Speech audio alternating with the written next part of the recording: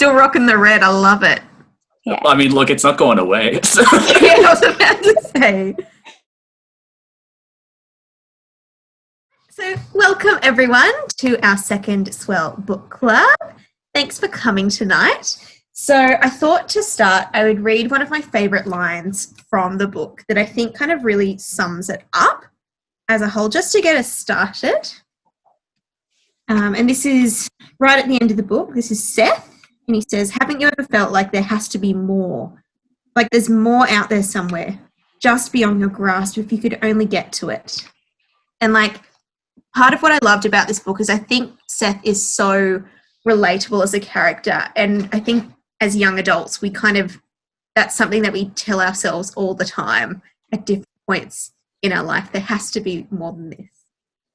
So I thought to get started, let's just open. We all know that I love this book. This is my favorite of all time. But I wanted to get your guys' opinions on what you liked or did not like about this book. Guess goes first. Yes, goes first. Man. Okay. I really liked, like, there was a really good sense of optimism behind, like, there was a lot of different, like, hardships that they had to go through to get through to where they are, and then, like, a lot of difficulties they had to pursue, which were really heavy. But, like, Seth didn't, like, really lose that sense of optimism trying to find more than this throughout it, which I thought was a really good message, considering they didn't know where they were. There was a lot of questions about their circumstances just in general, which, I mean, yeah, the plot twists I didn't see coming at all. I was naive, I guess, but like, yeah, like it definitely caught me off guard. But there was also, this is going to be one of my gripes already, but like, because I love the book as a whole, but sometimes Seth went very like, imagine a kid in an action movie who's trying to narrate himself. Like, without giving anything away, in the final, like, battle, there was, like, the fight with the guy, and then, like, he was like, yeah, you're breakable and out of warranty. And I was like, oh, man. Yeah. Is that necessary? I guess. There were a couple of those lines. I was like, it's cheesy, but I'll give it a pass. I did wonder, like, in the second reading, because I was kind of a lot more observant about kind of how he was kind of setting things up throughout the book. And I was really weirded out by how often he just like foreshadowed or just told what was going to happen. Yeah. This was like a movie. And we were this guy would jump out. The robot guy would still be there. He's there. So I'm like, why? I don't really, like, I feel like it would be just as effective not to give it away. I liked it at first because it started making me question it, because I was on like the same side as the other characters. So they were like, no, this isn't your world. You're not in control.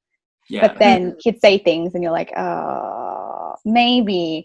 I don't believe it, but maybe. But I feel like it was used maybe too often, but if it was maybe used slightly less, it would have been a little more effective for me. I think the last one kind of took away from the moment for me where he was like, yeah, it's going to come out. And I was like, oh, if that would have happened. And I was like, yeah, I feel like the shock would have been more effective as opposed to like predicting it kind of. Yeah, because by that point we were kind of used to what he was saying happen.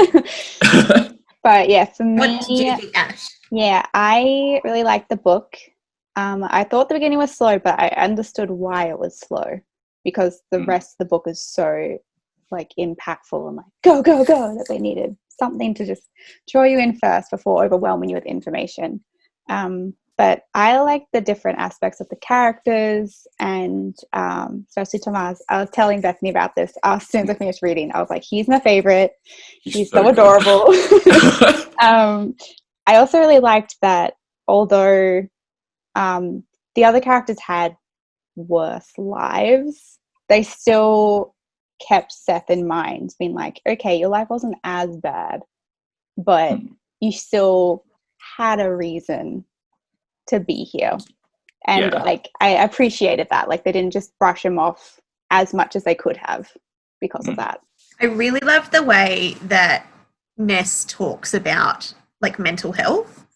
Like right at the start, I made a lot of this. But I really, really loved this where he's talking about depression being, everyone knows it's there and no one will ever say a single goddamn word about it until it becomes like an extra person living in your house and you have to make room for. And if you bring it up, they pretend they don't know what you're talking about. I'm like, that's so accurate. Like, it hits. The taboo nature of mental health discussion, but like it becomes such a massive manifested part of your life. And like, yeah. I don't. But somehow still like uncomfortable to bring up in groups sometimes. So it's like, yeah, I feel like it was a really wonderful kind of tool to discuss mental health, depression, and suicidal tendencies. Yeah. Like this was not like a premeditated thing for Seth. It was kind of more a false decision. Like he just woke up and decided. It was just kind of there. And, like it's really sad as well, but I think it's very real. I also think it's really interesting how he outrightly accepts that he's in hell because of what he did, because of like societal things that we've learned and the different views around it, that he's like, yeah, I've done it. Cool. This is my life now. I guess I got to make do. I'm to go to the supermarket. Like, okay. And then like how much of that, because obviously as we learn throughout the novel that it wasn't just necessarily about him losing Goodman, it was about him losing his brother as well. Like it's kind of interesting thinking like how much of that, whilst he didn't actively remember it at the start, like how much of that was kind of this part of him like knew and blamed himself for what happened to his brother. Yeah, he had like unknowing trauma from it that he just assumed was his depression. Yeah. But it was more than that, which is really interesting. It was more than that. It was interesting. They did mention that phrase. I didn't pick it up the first time I read it, but this time I was like, they bring it up every couple hundred pages. Yeah. Like less than actually. It's quite common how much the phrase comes up. I picked it up the first time because I did that thing where they're like, oh, they said the thing, and then I kind of skipped it the next few times. Yeah, but same. I was like, there it is. And again. So I think I wanted to kind of talk about the whole concept of Lethe and going into this fictional world that's kind of better than our own. Like, what do you guys think of Seth's parents' decision to go into Lethe and be like part of this experimentation process? I understood their decision. I understood why they decided to do it.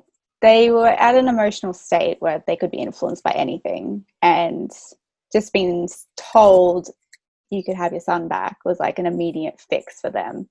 And I feel like it was probably better than being forced in the end anyway. Yeah, I personally I wasn't like, oh no, don't do it, it's not the same. I was like, I understand. I see where you're coming from. That was pretty much my mindset as well. I was like they were sitting in a space of like total grief, like not even able to come to acceptance yet. So if they were given an opportunity, like I feel like almost any parent would take that if there was this golden like, hey, you can be with your son again, without thinking about it too much. Like it was pretty much, yep, we're going to do this. There was no like second decision or anything. Yeah, they also outrightly committed to themselves again, because like she said, she was going to leave him on that day. And then getting the chance to go back, they both immediately were like, yeah, we'll try again. We'll do it again. Just to have our son back, we will stay married. Yeah. And I thought it was it's interesting because I was kind of reflecting on it outside of the book. And I was like, if the technology was available now, and if the whole COVID-19 situation didn't get better, if it just continued to get worse, like people would 100% put themselves into this world where they can be with people again and work and play and like have a life. So I think if it was me, I would choose the same because you wouldn't know the difference. I think for me it would depend on like the stage of where they're at with it, because I know that when it was pitched to the parents, it was more on the experimental but almost sorted stage. So I think I'd have to wait and see, I guess. But yeah, I think I would eventually, like, if I had the choice, I would accept it. But yeah, I don't know. I feel like you're just willingly going into the Matrix. Yeah. Maybe a bit. Because I mean, it's not technically better. It's just fake better. But that's kind of the basis of humanity summed up in one. We like fake better to bad reality. But is it fake? It is because fake. nobody would know the difference. It is fake because... But that's the part that also trips me up. They've had their memories wiped of the part where they don't know that they're in the simulation. I feel like that's almost dodgy in a way, because like the creators of this thing as well, like... Yeah, okay. Have you guys seen The Sunshine of the Spotless Mind? Oh, I love that movie. Yeah. Okay. Catch you up, Bethany. You should watch it. It's basically people can willingly go erase their memories if they've had a bad experience. Mm-hmm. And that's kind of what I'm leaning towards for this one, where it's like people are willingly going back and erasing their history because they don't like it, they don't want to deal with it, but it always reaches a point where it gets too far and you get too much power and you're stuck in the loop. But here's the question, who's got the power? Well, no one by the end. Humanity is in this system living their lives. Like, it doesn't benefit anyone financially. Yeah. I mean, I don't think it benefits anyone. Benefiting humans. Anyone at all, really. Because you're still... Really? Because they said they can't bend reality that much, right? So does that mean the Earth is still going to die regardless? And does that mean in that world they're going to do the same thing? I'm getting really like Inception level, but that was what I was thinking. I was like, is it going to reach the same destructive level that it did? Which means they're going to go and do the same thing in the dream state. Just repeat the cycle. Yeah. It's like they're just kind of prolonging the inevitable. Yeah. Which could be, I guess that's the debate, because you, right at the end with Seth, how he comes and he starts like opening the capsules and the people that are in it, and he discovers that kids are actually getting born into this new whole different morality of like, there's hope, but what is there hope for when the world just... And like the other question... Oh, sorry, go on. No, I was just going to say, like, the kids weren't connected to Lethe. Like, the kids were just kind of there with the mother. It didn't indicate that they were connected into the system. So it was... I was going to say as well, like, if they, like, fast forward, like, 100 or 200 years when it's, like, a new, like, lifespan, I guess, or whatever, like, the people who are living at that point, will they know anything about, like, the previous one before them, or will they just be living normal lives in this simulation of sorts? My mind's kind of going to Wall-E, to be honest. Oh, yes. Like the video that comes up with the, hey, here's what you missed. Welcome back to Earth. You know, it was a weird moment of synchronicity. I've been playing this, I think I told you about this briefly, Bethany, in a previous book club. I was playing this game called Persona 5 Royal. Yeah. And I'm up to this point where, not to give any spoilers away for anyone who's playing the game, but they're in this part now, in this new section of the game, where it's pretty much the same thing, that they're, like, this, like, doctor or whatever has been able to take control of people's cognitions, like, all over the world, and he's been able to put them in this kind of, not simulation, but he's changed people's cognitions to think that this is their current reality when it's been changed from what's actually happened in their real lives. And I got up to that point literally on Sunday as I was reading the book, and I was like, well, this is stupid. Why is this happening? But they had like this big debate. Yeah. I was like, this is too trippy. I'm not okay.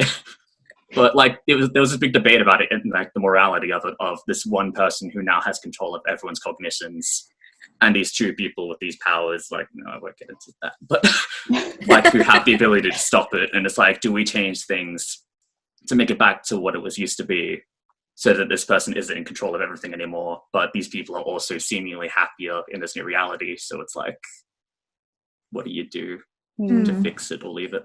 I was gonna say, I didn't really have a point there. I just... No, I love those kind of morally grey dilemmas, because I feel like that's kind of humanity, like what gives us the foundation of our ethics. Yeah. Because it's different for everyone. Okay, so keep going. Did either of you watch the interview that I put on the group? Like a couple hours ago, yeah. Yeah? I was doing swell work. You were. So one of the questions that he was asked was, can you tell us what happens at the end? Mhm. What's the outcome? What's the solution? Now, he is very tight-lipped. He won't tell anyone what happens. He knows what happens. But I was curious with you guys as to what you think happened at the end.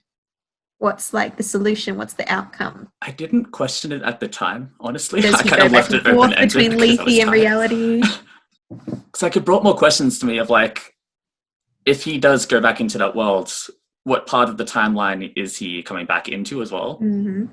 Because when he went in, like, or if he left Lethe, he was currently drowning at the beach. Mhm. So is he still in the water? Is it like before he's left? Is he back at the house? And if so, can he change what happens next to like make his own destiny different than what it was preset to be, I guess? Mm-hmm.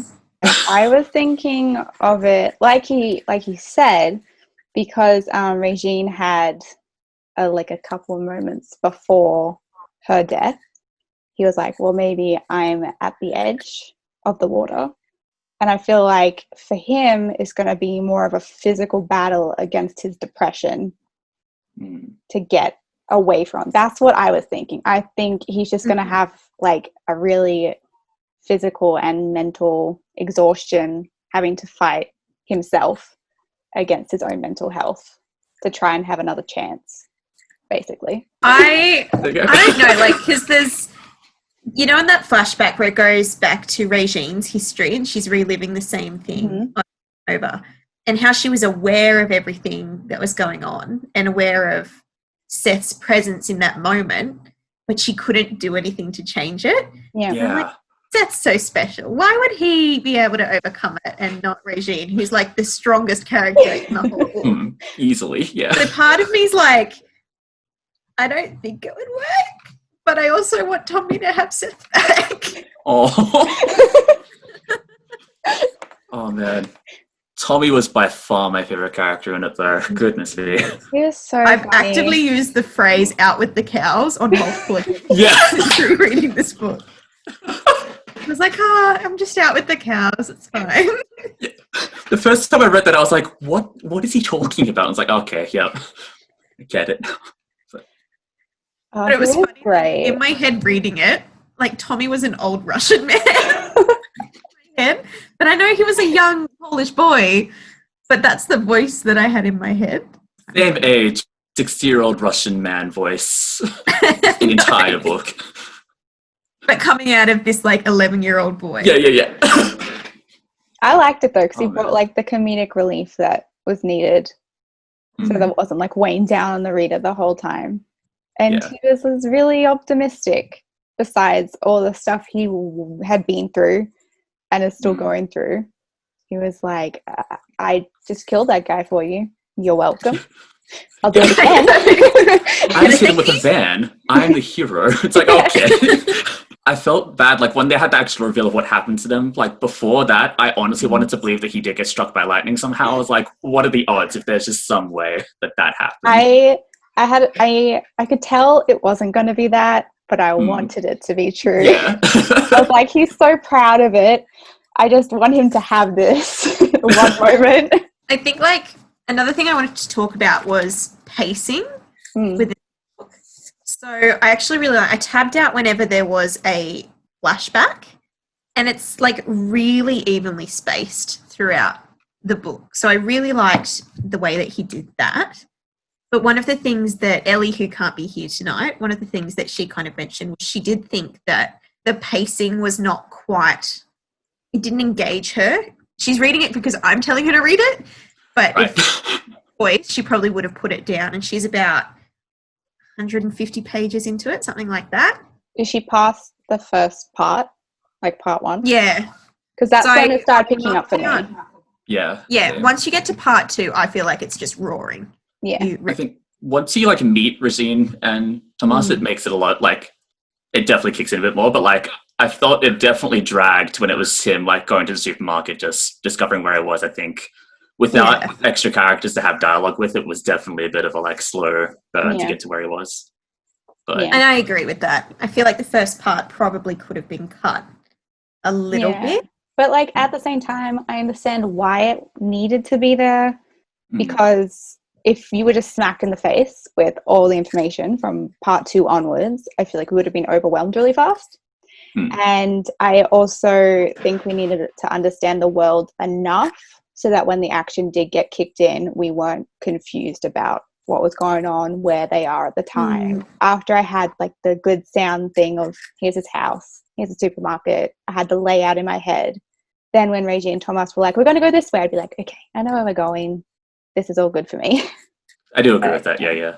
And the last thing I kind of wanted to bring up was one of my favorite things that is quite iconic to Patrick Ness's writing is the way that he uses language and grammar and structure throughout the novels. There are multiple points, like, for example, we've already talked about the regime moment where he literally repeats it. Now, you kind of realise that at what point, like, I realised it straight away because I knew it was coming, but so you have that, and then there's lots of like flashbacks where like we start with here is the boy. What does it start with? Drowning. Was that during the contrast? Yeah. You get lots of kind of flashbacks to that in the last chapter. Here is the boy, the man. Here is Seth being laid back gently into his coffin and the hands of his friends guiding him into place. And then there's another part, I'm just trying to find it, where it's here is the boy running in the present. And then because he's been hit with the thing, he goes into his flashback mode immediately. And here was the boy drowning and he's living that again.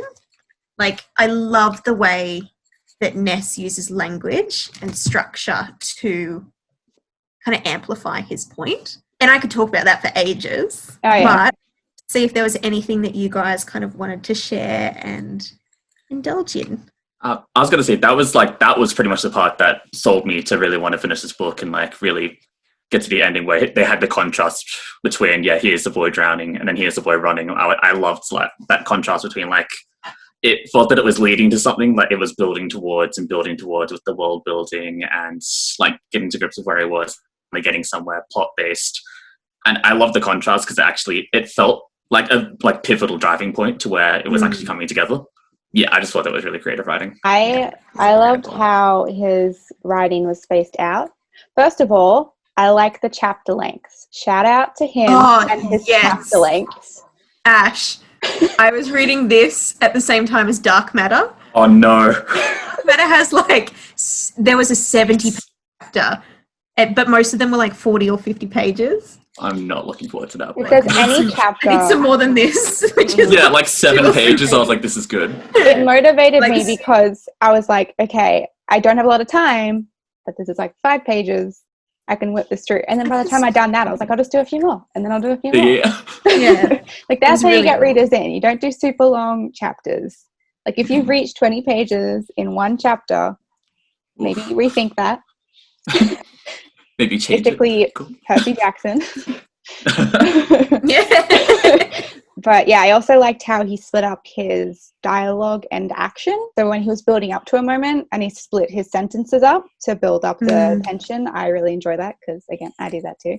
Because I really feel like that pulls the reader with you, because if they're just reading it in the same paragraph, it doesn't have the same beats. It's like similar to like reading a script where if you had it line by line instead of like one line across. Yeah. Mm-hmm. It's very like a modern way of writing, I think, because like this book is aimed for young adult audiences. And I feel like readers now, like young adults now, teenagers now, are different to when I was a teenager, are different to when our parents were teenagers. So we read differently. And this is a very readable book for that exact reason, I think, that you read it like it's a movie in your head. Yeah, definitely. And you can see the action that's happening. Yeah. And the chapter I think is good for that too, because it's more engaging as a reader. His descriptions were amazing, but they also weren't super long. Like, they didn't drag on for ages, which I find some authors tend to get like wound up in the details, which is good sometimes, but I like how he built the world quickly and then focused on the characters themselves. Because, again, there's not much left in the world, so it is about the 3 of them. Just coming back to that point, so we're talking about pacing, we were talking about description. We were talking about detailing. Yes, it was talking about the detail of the writing. I was going to say, in his flashbacks, I liked how normal it was. You know how some writers try and write teenagers and they're just... Yeah. I'm not saying... Who could get away with this behaviour? Yeah, I'm not saying I'm get away with this behaviour of John Green, but maybe sometimes. But... I mean, you're not wrong, so... just like how, like, him and Goodman and stuff were just and his friends were just having normal conversations. And I was like, I just feel I understand what's happening. I feel like I'm there. It felt good to have something normal to read in a flashback. Yeah. Totally. Goodman's, like, way of thinking was really interesting, I thought. Like, I can't relate to it, and, like, cheating, in my opinion, is always wrong. Like how he, like, used himself so that he wouldn't hurt his friends. Yeah, like, he just wanted to make everyone happy. I thought that was really interesting. It was interesting. Like, I don't condone it. I think it's really terrible behaviour. Especially, like, it did clearly indicate that he genuinely was in love with Seth. Yeah. And that's how everything kind of went down. But it's like, if you're in love with someone, don't sleep with other people. Yeah. Pretty easy rule. But his whole, like, what was it? Where he was like, I can't fully belong to one person. Yeah. Yeah. I don't know. It's really interesting because there are people out there like that who do think that way. So I thought it was really, I don't know. I thought it was really observant and kind of cool. Even though I was really angry at him for hurting Seth. Also, at the same time, Goodman thought he was doing the right thing. Like, from his perspective, it was the thing to do for his friends as well. Like, selfish, but in a selfless way. Yeah. I really love the scene right at the start where they steal the baby Jesus. It's like, that's something that kids would do. If it was real. I love the juxtaposition where there was that, and then, like, the next chapter was like, yep, I'm in hell. This is why. This makes sense now. It's like, yeah, good. Because I stole a baby Jesus. This checks out. I want to talk about Seth's character. Let's do a quick character analysis, guys. Let's go back to year 11 and 12. Back to acting school. So I want to know your thoughts, because he's a pretty pessimistic character. And it's not just because he's got depression. That's like a different part of him. He's just genuinely a pessimistic character. And I want to know what you guys thought about having the world through a pessimist's eyes. It was real sad, in all honesty. That's fair. I was like, I could try and word it better, but yeah, like, you could see he had a very, like, defeated attitude throughout so much of it, and it was very, like, you know that it's going to get better because based on the title of the book alone, you know, there's going to be more happening throughout it. But yeah, like, seeing him be defeated from, like, literally page 1 where he's drowning at a beach, like, it's almost crushing as a reader as well, because you kind of lose that belief as well at the start, and then, like, you gradually build it up as the book goes on, which is, I think Patrick Ness did a really good job of that. But yeah, it was different from, like, some of the other books where I've read where the main character is usually pretty, not optimistic, but, like, not so defeated right away from the get-go. Yeah, they're the hero. They have to overcome. They have to triumph. Yeah. I was just going to say, like, you could not have told this story with a Seth that is an optimist. Yeah. It wouldn't have worked. The whole juxtaposition of, like, is hell real, is Lethe real, or is reality real? Like, that was a massive part of the storytelling. And if you had someone who was an optimist, they'd be like, no, this is real, and I'm going to do this choice. Like, they would make a strong decision. But yeah, having his constant, like, narration, which kind of did annoy me, but you had to have that of, like, well, if this was a story, this is what would happen. That doubt into this kind of unreliable narrator almost. Yeah. Or head as the reader. So that you're constantly trying to figure out which one's real and where he should place his faith. I liked it because it was kind of refreshing in a sense, because sometimes when you read a character's perspective and they're in the new world and they're like, wow, this is amazing, there's a part of you that's like, come on now. Come on. Is it really that good? So, like, having someone who's just blatantly pessimistic from the get-go was kind of nice, because he kind of just said what he thought straight away. And you could see where he was coming from. And I thought starting with someone really pessimistic and then building up again with his depression again, where he was going to try and kill himself again, and then bringing in Regine, who is a realist, and then Thomas, who's more on the optimist side of things. I felt was really a good way to balance it out, like halfway through the book, being like, okay, you've had this really awful perspective. Now let's try and find that grey area between all three. I really like that. And that's part of the journey, because I highlighted it here, where he says at last he desperately doesn't want to die. And that's the whole journey for Seth. The whole time he's given up on life, he's given up on everything. And he just, it's not like he doesn't want to die. He desperately doesn't want to die. Yeah. And so I think it shows the importance of how Regine and Tommy, like the way that they do impact his character and give him a reason to live. Yeah, definitely. I think my only other gripe with Seth as a character, which I think it was good because it made him more well-rounded, he was definitely a lot more selfish at times, I felt. Yeah. Oh, totally. Like, as a character, like, it's from my perspective, what if this is all based on my actions? When he wanted to go back to the jail, I'm like, are you a moron? Yeah. Oh, man. Yeah. And Tommy was just you wanted to die. Him. You found these people who Tommy adores you, and you just, like, risk death. Like, Seth, are you just a moron? But I don't know, I think you kind of needed it.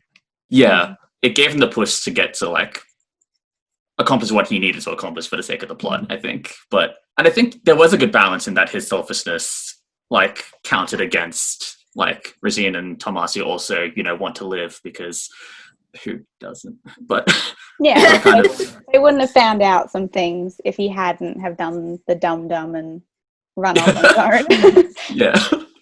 Oh, random note, I just remembered. I knew I had figured out beforehand about his brother.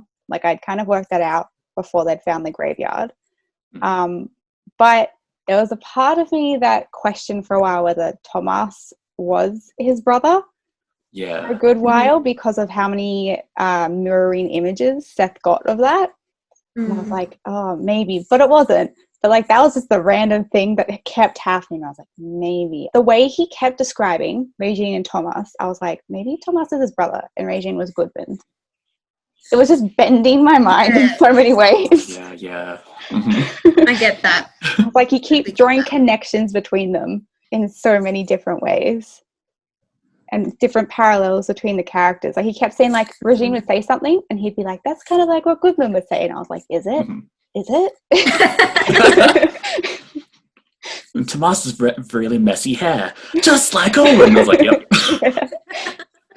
How did you guys pronounce Tommy's name in the book? I'm very curious. I did an SH, like Tomash, kind of. Well, not a hard SH, but like a kind of soft. I said if that makes sense. I don't know how it should be pronounced, but that's how I read it. It worked. Because Elly was reading she was showing me, she's got the audiobook on her phone, and it's like Tomosh. Oh, nope. That sounds a lot more accurate than and Thomas in my head. I didn't and like the book literally says it, like, here's how you pronounce the name. Yeah. And I was like, man, this is what makes me an awful reader, because I get lazy. Hey, again, try reading Percy Jackson out loud.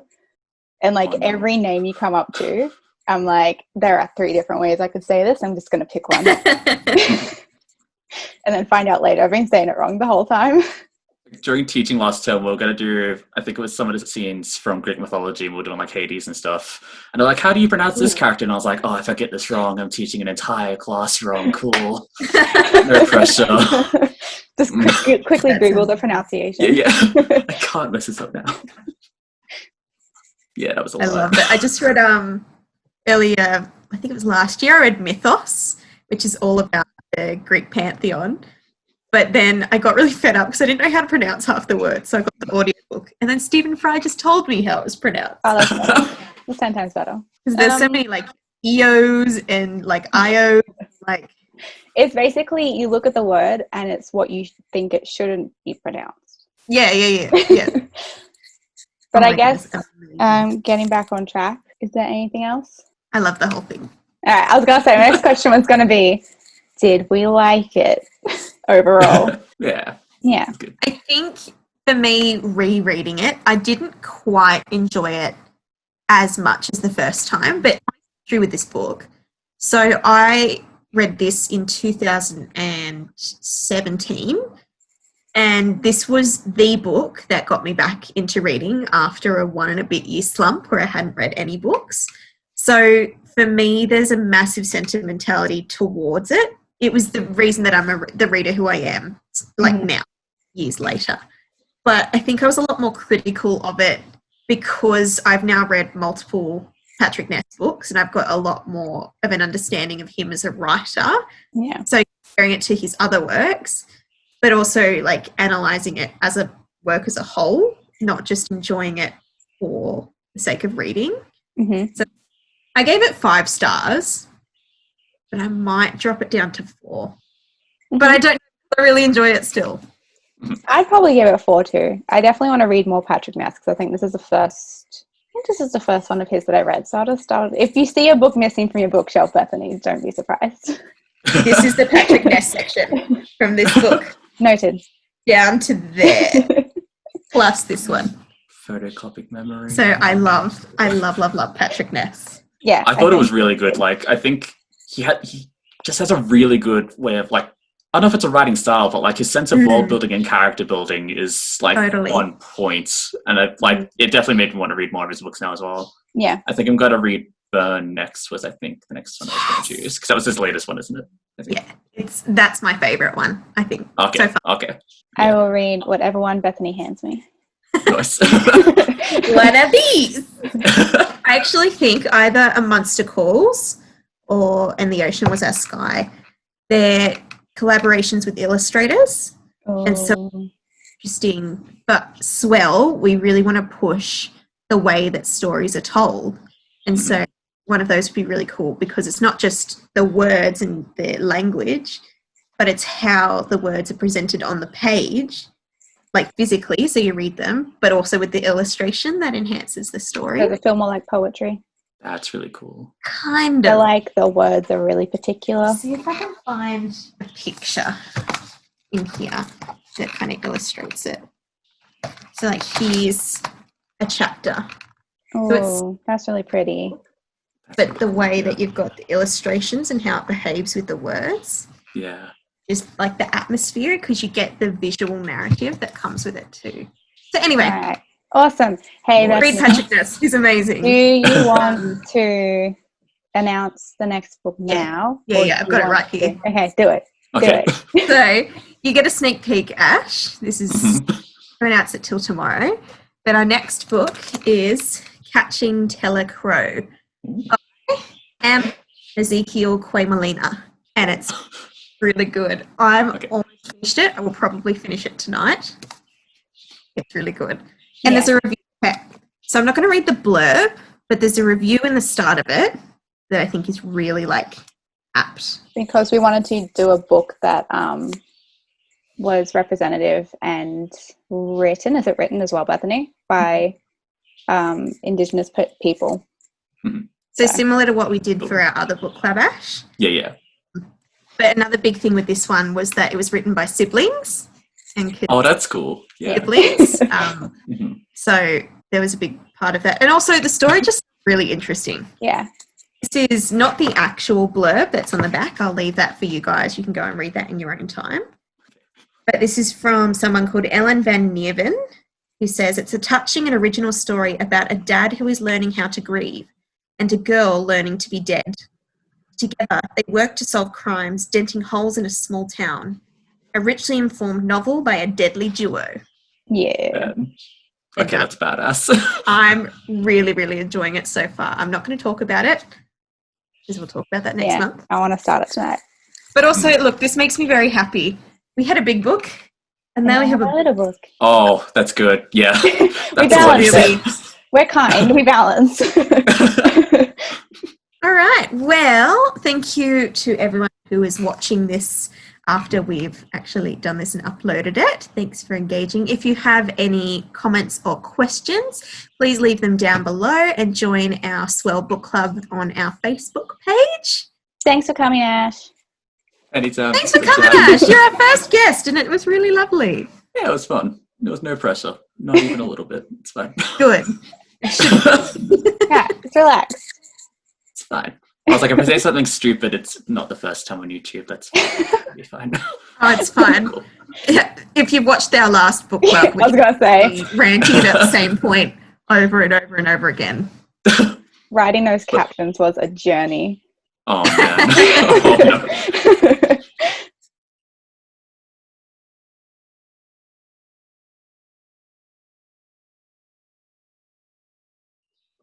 I'm glad you guys had the same viewpoint towards it. I love the movie, but oh boy, I did not enjoy Princess Bride.